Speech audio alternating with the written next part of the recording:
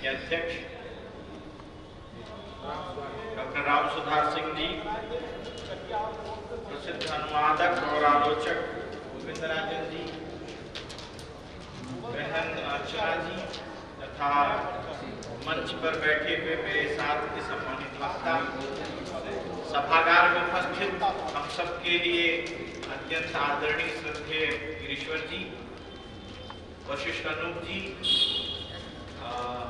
भाई प्रकाश उदय जी और अन्य सम्मानित श्रोताओं में जो यहाँ पर उपस्थित हैं, माताएं बहनें जिनके नाम मैं नहीं जानता, आप सभी को अपना प्रणाम निवेदित करते हुए और सबसे पहले यहाँ पर आपके सामने अपनी बातचीत रखने के लिए मुझे जो अवसर दिया गया, उस अवसर को देने के लिए विद्याश्री न्यास और सतत अपना स्नेह आशीर्वाद देने वाले डॉक्टर दादा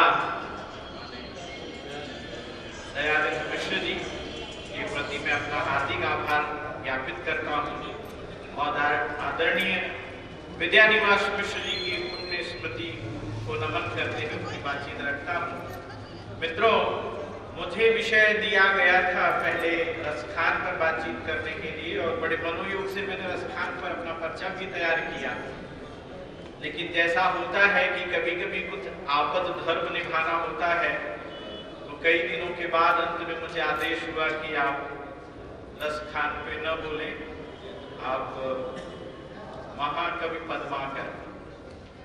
बहरहाल दुख तो हुआ क्योंकि रसखान मेरे प्रिय कवि थे और उस पे मैंने अपनी बात जितने मनोयोग से रखी थी, तैयार की थी, बेहतर तरीके से रखता, लेकिन क्योंकि आदेश था तो मैंने उसका पालन किया। मेरा लिखा हुआ रसखान पे आलेख जो संचयन आया उसमें है, आप मित्र पढ़ लेंगे। मैं महाकवि पद्माकर पर अपनी बातचीत रखता हूँ। मित्रों, मेरे आलेख का शीर्षक है महाकवि पद्माकर, विराट फलक का बिखरा हुआ है। मैंने जब पद्माकर पर बातचीत की और रीतिकाल के बरक्स अपनी बातचीत रखने का मनोयोग बनाया और रीतिकाल के लोगों को मैंने पढ़ा समझा और पद्माकर को जब देखा सुना समझा तो मुझे लगा कि एक विराट प्रतिभा का व्यक्ति है, सचमुच जिसमें कवि की कार्यात्मक प्रतिभा विराट रूप से भरी हुई है, लेकिन वो बिखरा हुआ है, उसमें समग्रता नहीं है। अपने विषय को लेकर के, अपने कहन को लेकर के, अपने कथन को लेकर के उसमें नितांत बिखराव है। किसी एक बिंदु पे यदि वो केंद्रित हुए होते तो संभवतः एक विराट और बड़े व्यापक कवि के रूप में जिस तरह का उनकी अपनी छवि है रीतिकाल में, उससे भी बड़ा कवि में मिलता और विश्व साहित्य के लिए वो एक बड़े धरोहर होते। कई कारण होते हैं जब आपकी समग्रता बिखरती है, खास करके एक व्यक्ति के रूप में, एक रचनाकार के रूप में आपकी समग्रता में जब बिखराव आता है तो उसके कई कारण होते हैं और हम सभी के साथ ये कारण होते हैं। कवि पद्माकर के साथ ये कारण रहे होंगे, वैसे उनके साथ नहीं रहना चाहिए था, क्योंकि कवि पद्माकर प्रारंभ से ही एक बहुत अच्छे परिवार में पैदा हुए, जिसके अपने पिता राज पंडित मोहनलाल भट्ट जैसा व्यक्ति, जिस परिवार का ये सदस्य पद्माकर रहे, वहां इस तरह का बिखराव नहीं आना चाहिए था, लेकिन हमारे यहाँ बिखराव के कारण आते हैं और जिसकी महत्वाकांक्षाएं जितनी अधिक होती हैं उसके बिखराव में उतने अधिक कारण हमें दिखाई पड़ते हैं। संभवतः पद्माकर की महत्वाकांक्षाएं ही उनके बिखराव का कारण बनी।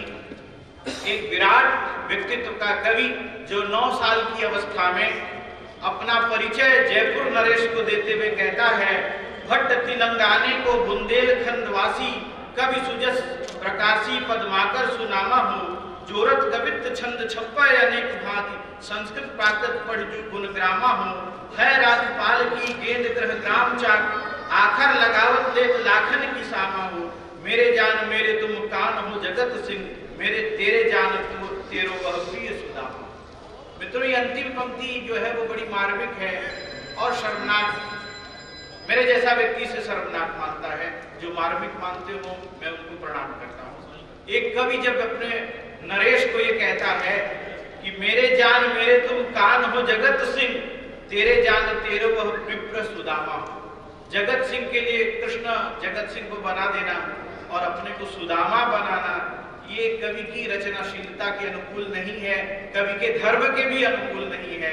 ये चाटुकारिता की वह प्रवृत्ति है जिसने बाद में बिखराव का कारण किया इस कवि के विराट व्यक्तित्व में। और आपको एक छोटा सा संक्षिप्त इसका एक साइकोलॉजिकल पक्ष जो मैं आपको रखूं, लगभग 1.5 दर्जन किताबें पद्माकर की हैं, जिनमें गंगा लहरी, आलिजा प्रकाश, राम रसायन, जगत विनोद, पद्माभरण, यमुना लहरी, प्रताप सिंह, ईश्वर पचीसी, प्रबोध 50, सफरनामा, भगवत पंचाशिका, कलि 25, रायसा, हितोपदेश, अश्वमेध जैसी तमाम रचनाएं, 1.5 दर्जन रचनाएं हैं। और 1.5 दर्जन काव्य लिखने वाला ये कवि अपने जीवन काल में लगभग 7 से 8 अलग अलग आश्रयदाताओं के देहरी पर माथा टेकता है। प्रश्न ये उठता है कि ये इतना माथा टेकना क्यों? यदि आपके पास कवि होने की विराट प्रतिभा है, सरस्वती का प्रसाद है और आप उस लायक हैं, तो इतने माथा टेकने की कोई जरूरत नहीं थी। लेकिन अलग अलग दरबारों में अलग अलग जरूरतों के लिए अलग अलग तरह से माथा टेकते हुए इनका कवि व्यक्तित्व बौना होता चला गया। रीतिकाल के तमाम रचनाकारों की तरह इन्होंने श्रृंगार, प्रेम, युद्ध वर्णन, राज दरबार से जुड़ी हुई गतिविधियों और प्रकृति वर्णन पर अपनी कविता रखी है। और मूलतः अन्य कई भाव आते हैं, लेकिन इनकी कविता इसी के आसपास घूमती है। अब कई दरबारों में जहां ये गए, आप देखें सागर नरेश से रघुनाथ रावप्पा, महाराज जैतपुर, नोने अर्जुन सिंह, हथिया नरेश महाराजा परीक्षित, सुजाउद्दौला के जागीरदार हिम्मत बहादुर, सितारा नरेश, दौलत राव सिंधिया, और इस तरह से अंत में वहां से होते हुए जगत सिंह के पास आते हैं और वहां पर इन्हें एक स्थिरता प्राप्त होती है। जगत सिंह के लिए भी वो उसी परंपरा में, जिस परंपरा को उन्होंने हमारे हिंदी के दरबारी कवियों से पाया था, उसी परंपरा में वे लिखते हैं, छत्रिन के छत्र छत्र धारिन के छत्रपति, छज्जत छटान चित छेम के छवैया हो, कहे पद्माकर प्रभाव के प्रभाकर, दया के दरिया बिंदु हद के रखैया हो।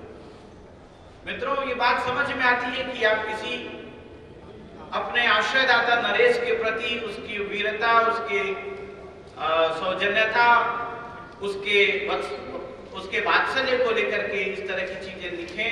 आपके मन में किसी एक तरह की जातीय भावना का भी स्वाभिमान हो, एक प्रकार की राष्ट्रीय चेतना भी हो, लेकिन ये बात समझ में नहीं आती कि जब आप इस तरह की राष्ट्रीय चेतना से भरी कविताएं लिख रहे हैं, आपके अंदर इस तरह की जातीय स्वाभिमान की वृत्ति है, तो फिर आपको क्या जरूरत पड़ गई थी कि आप सुराजुद्दौला के अपने मीर मुंशी के चौखट पर पैर रगड़ते। तो आप समझ सकते हैं जरूरतों की का वो मनोविज्ञान जो उनके बिखराव का कारण बना। एक जगह एक कथन आता है कि इनके पास 56 गांव, 56 हाथी और 56 लाख रुपए थे। 56 गांव, 56 हाथी और 56 लाख रुपए उस समय के हिसाब से एक बड़ा अमाउंट होता था। मैं समझता हूं कि अगर इस तरह की चीजें रही भी होंगी तो इस तरह की चीजों की जरूरत इतने बड़े कवि को नहीं थी, और इतने चीजों की संग्रह की जरूरत ही आपके कविता के व्यक्तित्व में कहीं न कहीं फांक पैदा करती है। एक दूसरी बात जो मैं समझ सका हूं, पद्माकर कवि के रूप में जहां पर उदात्त होते हैं, जहां पर उनका सब्लिमेशन होता है, वहां पर तो वे बेहतरीन कवि के रूप में हमारे सामने आते हैं। लेकिन जहां उनका उदात्त नहीं होता है, वहां पर उनकी कविता बहुत छोटी पड़ जाती है, बौनी पड़ जाती है। पद्माकर की जो मूल विशेषता है वो प्रकृति प्रेम वर्णन है और श्रृंगार वर्णन है। लेकिन प्रकृति प्रेम और श्रृंगार वर्णन से हट करके जब कवि पद्माकर राज दरबारों की गतिविधियों के वर्णन में संलग्न होते हैं, तो उनकी प्रतिभा और भी बौनी होती चली जाती है। मूल रूप से दोहा और कवित्व शैली में लिखने वाले पद्माकर के कुछ दोहों की वानगी मैं आपके सामने रखता हूं। आप उनके दोहों को देखिए और फिर बिहारी के दोहों के साथ उसकी तुलना कीजिए। आपको लगेगा कि बिहारी से कहीं भी कमतर पद्माकर नहीं है। उनका एक दोहा है, नवल गुजरी नायिका की सुंदरता का वर्णन करते हुए लिखते हैं, नवल भूजनी रूपसी निरख अजोरी सेज, उदित अजोरी रैन को कही न सके कटु तेज। बिहारी से बहुत आगे की रचना। दूसरी एक रचना है, दोहे छंद में उन्होंने लिखा, तन सुबरन बसन सुबरन अति उछाह, धन सुबरन चाह धन सुबरन में होए रही चाहत सुबरन चाह। ये भी बिहारी से ऊंची रचना है। तो जहां पर उन्होंने अपनी स्वाभाविक गति को पकड़ा, जहां पर वो लोक जीवन के साथ, लोक जीवन की आवश्यकताओं के साथ अपनी स्वाभाविक कवि बुद्धि के साथ रहे, वहां उन्होंने बेहतरीन किया है। लेकिन जहां पर वो अपनी राज घराने की मांग को लेकर के अपनी कविता के साथ समझौता करते हैं, वहां उनका कवि कविता के प्रति ईमानदार नहीं रह जाता। बिहारी ने श्रृंगार के जिन बिंबों को, या मतिराम ने श्रृंगार के जिन बिंबों को अलग अलग रूपों में रखा था, पद्माकर श्रृंगार के उन बिंबों को कहीं ना कहीं उनसे अधिक ज्यादा बेहतरीन रूप से रख पाते हैं।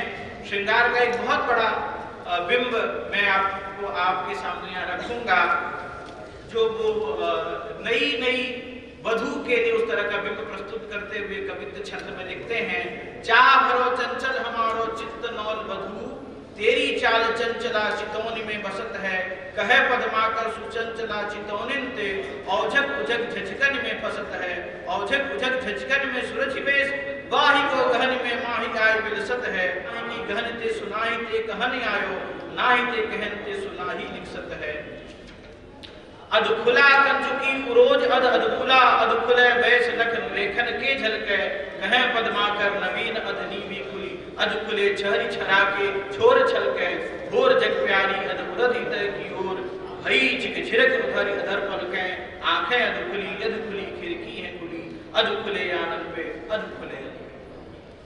एक बहुत बेहतरीन बिंब खास करके एक नई नवेली नायिका का जो पद्माकर ने अपनी कविता में रखा। मैं समझता हूँ मतिराम से भी महत्वपूर्ण बिंब का निर्माण पद्माकर अपनी कविता में करते हैं।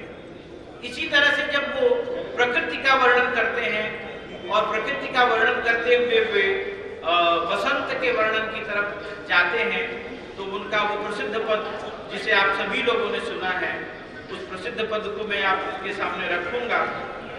वो कहते हैं,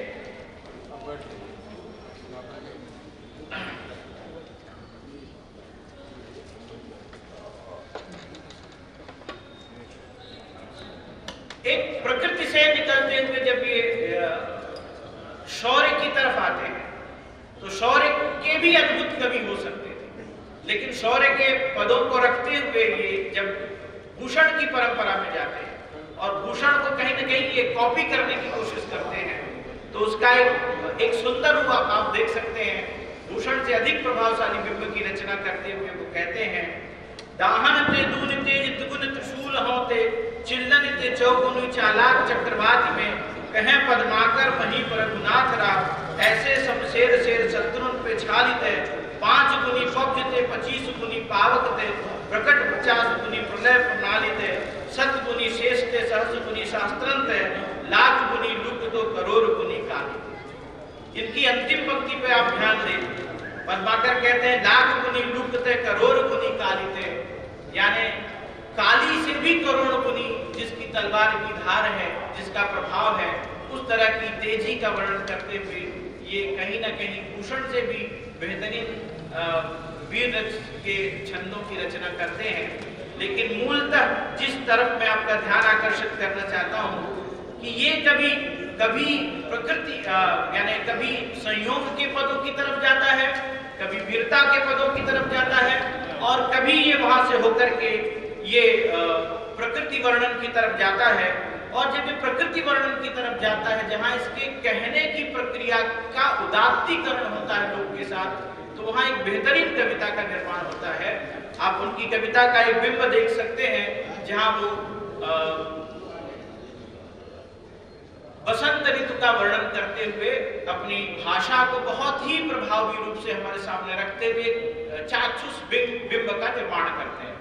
कहते हैं, कूजन में कली में कछारन में कुंजन में, क्यारिन में कलिन कलीन के अंत है, कहें पद्माकर परागन में पूनम में, पातन में पिक में पलासन पतल पगंत है, द्वार में दुनी में दिशान देश देशन में, देखो दीप दीपन में दीपत दिगंत है, बीथिन में ब्रज में नवोलिन में बेलिन में, वनन में बागन में बगरो बसंत है।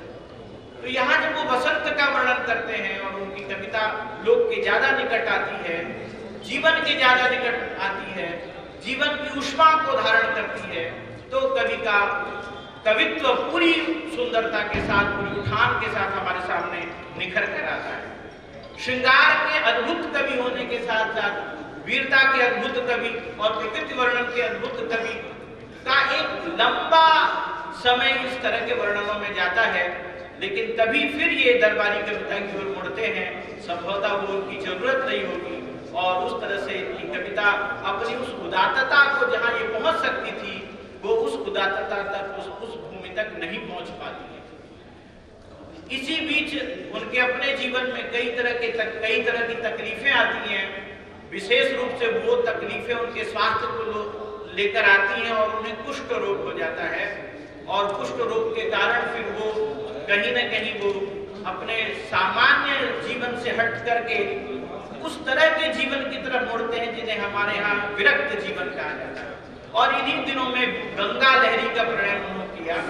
गंगा लहरी एक विशेष रचना के रूप में हमारे सामने आती है, लेकिन मेरा ये मानना है कि गंगा लहरी एक विशेष रचना के रूप में हमारे सामने आती तो है, किंतु उसकी मानसिकता पे हमें ध्यान देना चाहिए। गंगा लहरी की सुंदरता संभवतः और ज्यादा व्यापक हो सकती थी। गंगा लहरी में व्यक्त औदात्य और भी अधिक हो सकता था। गंगा लहरी में गंगा के रूप का जो प्रस्फुटन हुआ है वो संभवतः और विशिष्ट हो सकता था, किंतु उस समय गंगा लहरी को रचा जाना, जब गंगा लहरी जीवन की एक जरूरत बन जाती है, वहां वह कविता की ऊंचाई को कम कर देती है।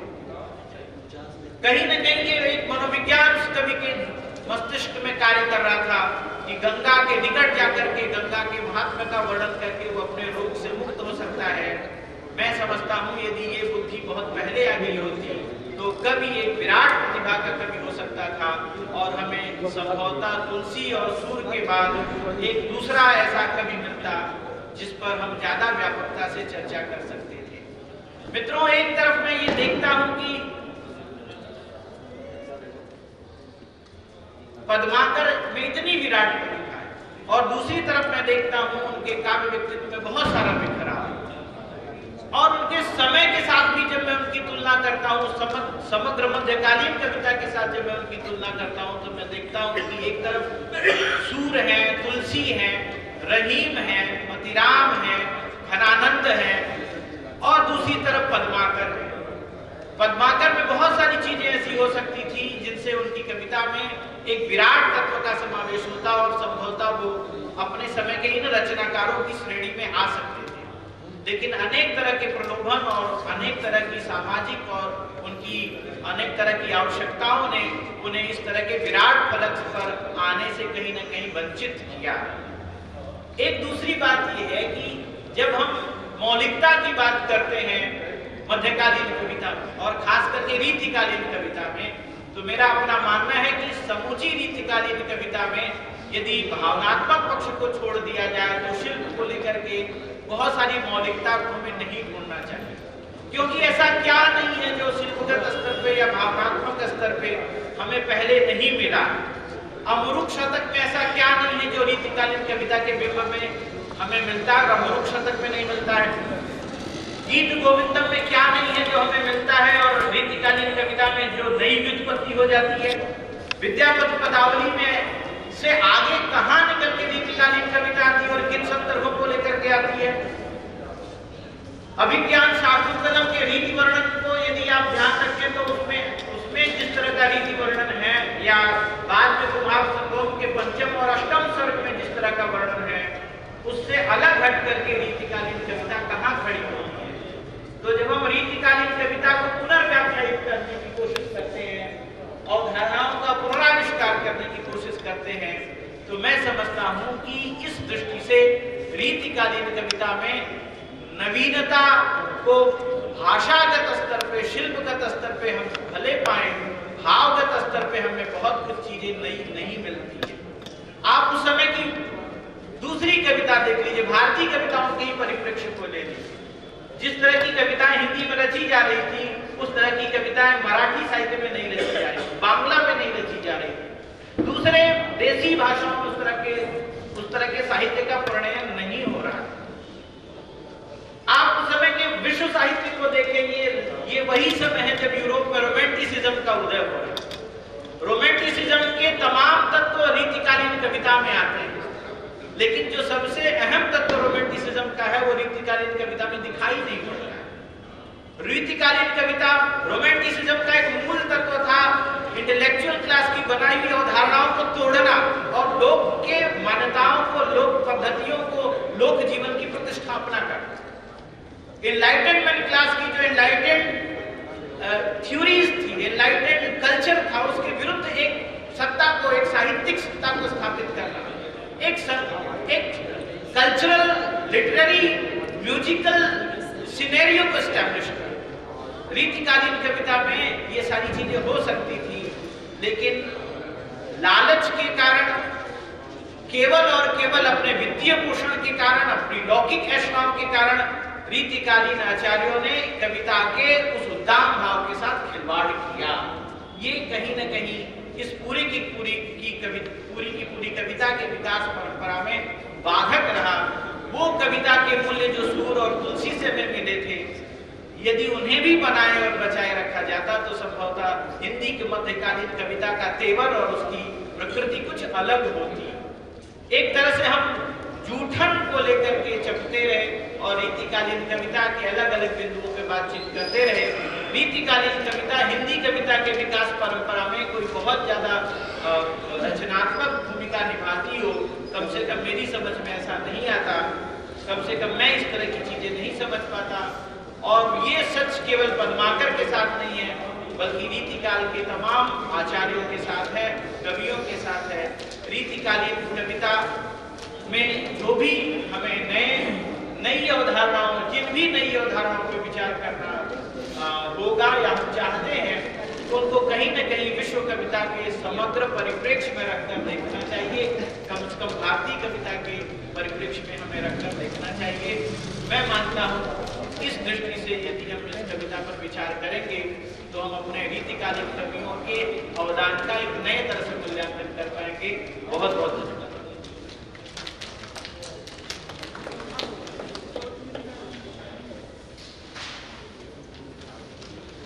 पद्माकर विराट फलक के बिखरे हुए कवि हैं।